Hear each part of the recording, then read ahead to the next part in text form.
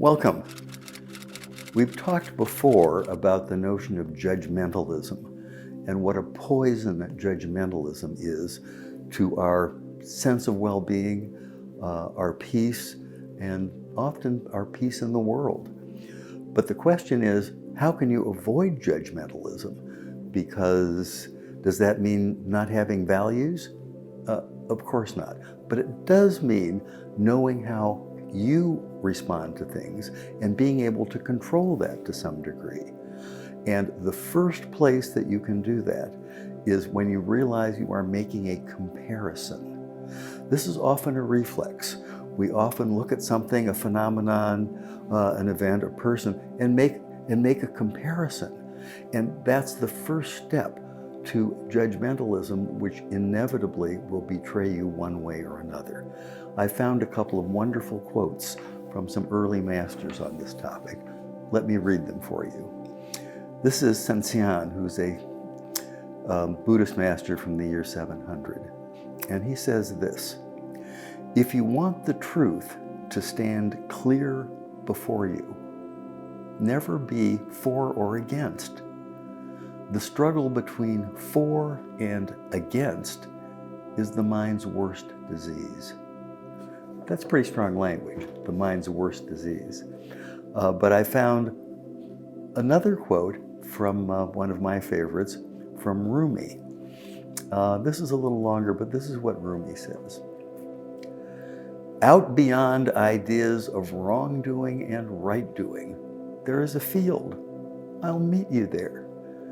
Where the soul lies down in that grass, the world is too full to talk about. Ideas, language, even the phrase each other doesn't make any sense. Well, all of this is to say that if you can keep yourself from making a comparison and a judgment, you will find that everything is clearer, calmer, and you will be more at peace.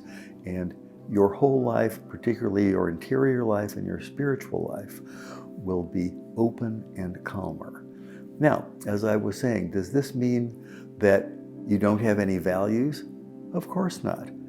It's good to have values, but it's even more important to know where they come from and to know how they operate in your own self.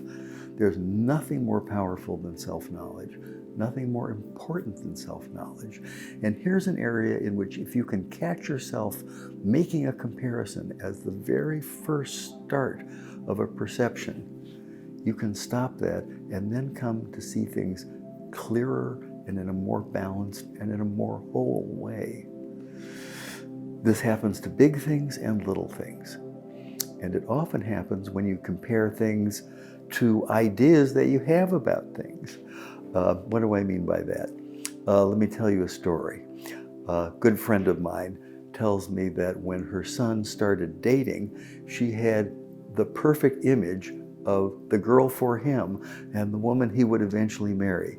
She knew what she looked like, she knew what kind of background she had, she knew what values this woman would have, and so forth and so on. And as it turned out, years and years later, her son married the perfect woman, but it was nothing like the image that she had in mind. And had she not burdened herself with that image, and maybe burdened him with that image, things might have worked out less well. But I will say this for her: she was open and she was curious, and she let it unfold the way it was supposed to. The result is her son is happily married, and my friend considers her daughter-in-law the perfect choice. Think of all of the angst she could have avoided, all the discomfort about comparison and judgmentalism. It's all very important, and it's all oh so easy to ignore. But see if you can catch yourself making those comparisons. See if you can catch yourself.